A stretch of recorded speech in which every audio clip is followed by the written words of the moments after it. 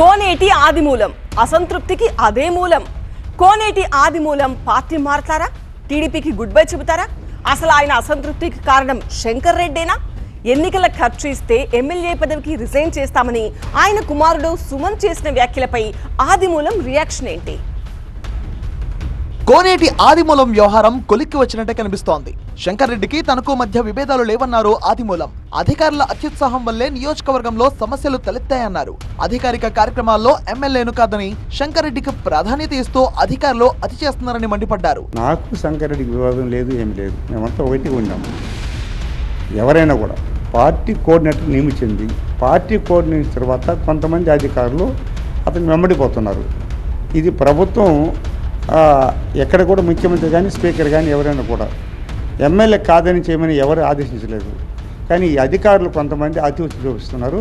తాము ఎన్నికల్లో ఖర్చు చేసింది తిరిగిస్తే తన తండ్రి ఎమ్మెల్యే పదవికి రాజీనామా చేస్తారని ఆదిమూలం కుమారుడు ప్రకటించడంతో సత్యవేడు టీడీపీలో కలకలం రేగింది. అయితే సుమన్ పార్టీ కోసం కష్టపడ్డా కొందరు నేతలు కలుపుకొని పోకపోవడం వల్లే సుమన్ అసంతృప్తి వ్యక్తం చేశారన్నారు ఆదిమూలం. పార్టీ కార్యక్రమాలు శంకరెడ్డి చేయమని చెప్పి పార్టీ ఆదేశించిన మా అబ్బాయి కూడా ఉన్నాడు జడ్పీటీసీ మెంబర్గా, సుమన్ కుమార్. వాడు నిరంతరం పార్టీ కోసం కష్టపడుతున్నాడు, నాకంటే ఎక్కువ కష్టపడుతున్నాడు, కార్యక్రమం చేస్తున్నాడు. నిత్యం చూడండి పేపర్లో కానీ దాని కానీ. అలాంటి వాడిని కూడా మీరు కలుపుకొని పోలేదు ఒక ఆవేదన తప్ప మీరు ఆలోచన లేదు. టీడీపీకి తాను ద్రోహం చేయబోనన్నారు ఆదిమూలం. పార్టీకి ఎలాంటి పరిస్థితి ద్రోహం చేయాలి.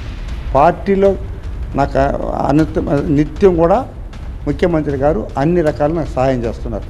అలాంటి సందర్భాల్లో పార్టీ కార్యకర్తలను కాపాడుకునే బాధ్యత నా పైన ఉంది. తప్పకుండా నియోజకవర్గం స్థాయిలో అన్ని మండలాల్లో కూడా తెలుగుదేశం పార్టీ కార్యకర్తలు కానీ కుటుంబ సభ్యులు కానీ అన్ని రకాలుగా వాళ్ళని ఆదరిస్తాను, సహకరిస్తాను, సహాయం చేస్తాను. నేను ఎల్లవేళ వాళ్ళకి రుణపడి ఉంటాను. తనకు టీడీపీని వీడే ఉద్దేశం లేదన్నారు ఆదిమూలం. సత్యవేడులో పార్టీని మరింత బలోపేతం చేస్తా అన్నారు. లోకేష్ బాబు సహాయం చేశాడు, గౌరవ చంద్రబాబు సహాయం చేశాడు. వారి పుట్టినరోజే వచ్చి నాకు ప్రచారం చేసి అందరిని కలుపుకొని పోయి పార్టీ బలోపేతం చేసుకొని గెలవాలని చెప్పిన మహోన్నత వ్యక్తి. అలాంటప్పుడు మనం వేరే ఆలోచన ఎందుకు ఉంటుందండి? పార్టీని బలోపేతం చేయడమే అందరూ యొక్క ప్రతిజ్ఞ, కూడా మన ఆకాంక్ష. సత్యవేడులో తన కోసం పనిచేసే కార్యకర్తలకు కష్టం వస్తే అన్ని విధాలా ఆదుకుంటా అన్నారు ఆయన.